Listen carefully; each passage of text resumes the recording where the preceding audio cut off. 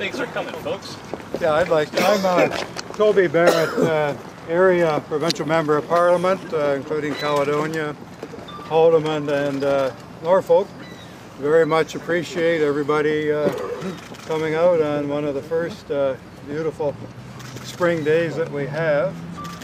We've spent most of the day today, Tim Hudak and I, touring around town, in and out of restaurants, and chatting with local residents and meeting with some of our Haldimand County municipal leaders. Tim has a few words for us. I think what I'd like to do is just turn it over to our leader of the official opposition, PC, Tim Hudak. Thank you. Yep, you bet. I'll step forward a little bit. Well, Toby, thanks very much for the kind words introduction, and folks, thanks for taking the time to join us here to members of the media. I've got a few words I'll say about my day here with Toby, then glad to take any questions that you may have. Let me first say it's always good to be back in Caledonia. I come from a neighboring riding, and while I don't pretend to know everything about Caledonia and rely on my colleague Toby for a lot of advice, I do know that Caledonia has a history as a community that was close-knit. Whether you're a native or non-native, played in the same hockey teams, went to scouts together and school together. But the 6 years now of occupation has torn the community asunder. It is time to move on and to move forward. And I want to hear from Premier McGuinty what I believe, and that is that the rule of law has been suspended in Caledonia, and the situation has gone on for far too long. You know, Toby and I are standing today in the Canadian Tire parking lot where a CH cameraman was brutally assaulted years ago, where a seniors couple was similarly assaulted. You know, as Canadians, I think we all believe in equal treatment under the law, that we should all be treated equally no matter what our background. And if we don't have the rule of law in Canada, we don't have anything at the end of the day. This is a grave miscarriage of justice that has gone on far too long, and it is just plain wrong. You know, Toby and I talked to residents today that have been directly impacted by the problems here in Caledonia, and they say enough is enough. So this is what we need to see. We need to see Premier McGuinty say what I just said, that this is wrong. There has not been an application of justice in the Caledonia area, and it needs to come to an end. And we need to see leadership from the Premier to resolve this issue and to move forward. You know, I didn't have the honor of winning the last election. I did gain 16 new members. I'm not the Premier's chair. But if I were, I would make sure that our frontline police officers know that they have a Premier who believes that we need to enforce the law in the province of Ontario, that stands behind our frontline officers in carrying out those duties, that a clear Canadian principle, that we should all be treated equally under the law. And behavior that runs against the law shouldn't be rewarded, it shouldn't be tolerated. We need to get a point of finality, peace and stability in Caledonia, which will benefit everybody in the area by attracting more jobs and helping families raise their children in this great country of Canada. I'll take any questions you have. Here to say that? Why here and why now? Oh, I've said this in the House, I've said this in debates across the province, and as I've traveled as an MPP or the neighboring riding that I come from, Niagara West Glanbrook, I've said the same thing. But Toby wanted to have a chance to bring me back to Caledonia to talk directly to some folks whose backyards I sat in not too long ago. Talk about the situation they went through. You're in a very sensitive area right here. This is where a lot of the conflict happened. You came right to ground zero pretty well. Why is that? I think it's time we had some straight talk about what's happening for 6 years now in Caledonia, a country like Canada. It gives me great concern when I hear stories about people having to show passports to get into their own middle-class neighborhoods. It concerns me when I hear people express complaints that we didn't have equal treatment under the law. It's a concern to me as a neighboring MPP and leader of the province of Ontario. And I wanted to talk to people directly who have been impacted by that last 6 years to say, we need to move on. It's been 6 years of relative peace. Sorry, we'll get a question. Such a complex issue. Yes. Have you gone to have one of these backyard talks in this weekend? No. Why not? Well, listen, I'm prepared to talk to anybody through Toby's office about the issues, but I think no matter where you live, come on, no matter where you live, you believe in that Canadian principle about equal treatment of law. So who do I want to talk to today? Folks in the neighborhood and people whose backyards were turned into a war zone with the occupation that occurred in Caledonia. Have you investigated our issues about the land claim? So I'm just history. Listen, I'm not here to weigh in on constitutional law and land claim issues. I'm here to stand up on the important principle that we need to move forward, and we should all be treated equally in the law, no matter where we come from. Okay, we'll take a question from Moose FM right here. Mr. Hudak. Recently, Mr. Toby Barrett has said that there is no claim on the DCE land. What are your remarks on that? Well, I think Toby is saying exactly what the federal government has said with respect to the Douglas Creek's estates property particularly. But listen, there will be all kinds of debates forever, as there has been for some time now, about land claims. But I'm talking about some stability, some peacefulness in the area, and a chance for more jobs to be created and to happen here. And I think the Premier plays a role in that. In order to do that, if you could let me finish, in order to do that, the Premier needs to say this is wrong. And the Premier needs to say that he believes that the laws in Ontario should be enforced. Until we hear that, I'm afraid we're going to be paralyzed for long. Should Commissioner Lewis be fired? Isn't your word You're for talking stealing about, the land expropriated? Should Commissioner Lewis be fired? Folks, in order to keep as best I can for Toby and I, we did invite members of the media to be here. I'm glad to take any questions from the media. Okay, are you aware, sir, of how many people have been arrested from Six Nations for incidents like the ones that you opened your comment with? Yes. Rather than saying that these people are getting away with blue-bloody murder, so to speak. Do you know how many Six Nations people have been to court for alleged misconduct? And what misconduct has happened in the past 4 years here? Well, listen, You're talking Toby, 6 years of this. What misconducts and what violence has taken place in the last 4 years? well, I mean, six years of this is long enough. It's far too long. And I'm just repeating what I've heard from residents here in the Caledonia who express a concern. So you don't know them? Yes, but this man here asked you a good question. This man here asked you a good question. Do you know how many have been arrested? You know what? Because there have been more than 100 arrested at all the incidents over the last 6 years. Well, here's the issue. I mean, and folks in the crowd can have debates among themselves about the number of people who've been arrested.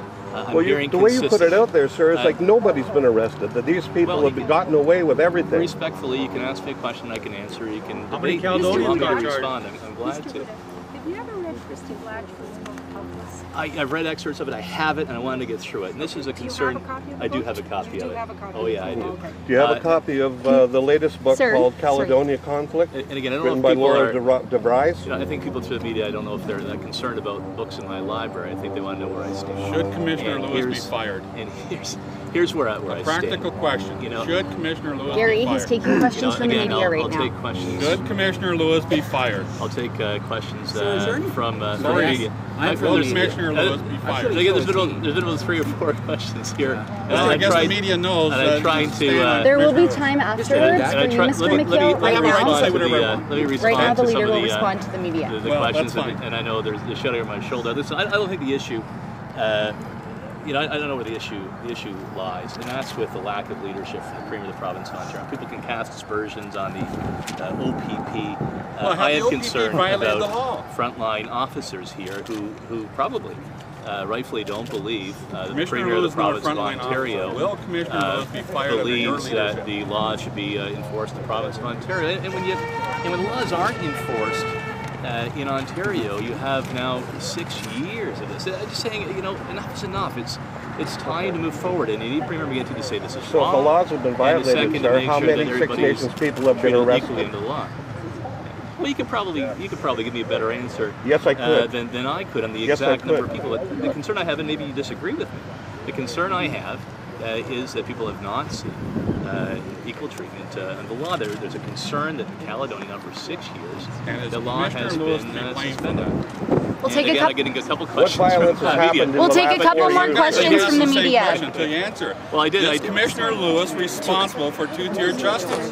I believe that the problem here rests with the Premier of the province. So you believe that the Premier dictates terms to the So what do OPP? people need to do to move forward? I do have concern that the Premier has not given the right signals, and he believes that the law should be applied equally to all. What would you do differently? Two more questions, So you asked me please. what do I think people should do? I think they should keep the pressure up on the Premier to do exactly what I'm doing. Come here in Caledonia to say that this 6 years of occupation is wrong and it's time to move forward. What would you do differently? We're trying to keep the pressure up on you to answer honest questions with honest answers. We'll take a Would question you from fire Commissioner 98.9. Lewis? Mr. Hudak, what would you do differently? What would the Tories do? How would we be in a different situation if you had been elected in the last election? Well, we wouldn't have been in this hole because I think the challenge. Was that. Can you speak up a bit? Yeah, no problem. I think that the Never mind what he did. What Premier. would you do Well, differently? the question was asked to me, and I'm answering. I know, and I the asked it question, first. right? Here's the bottom line.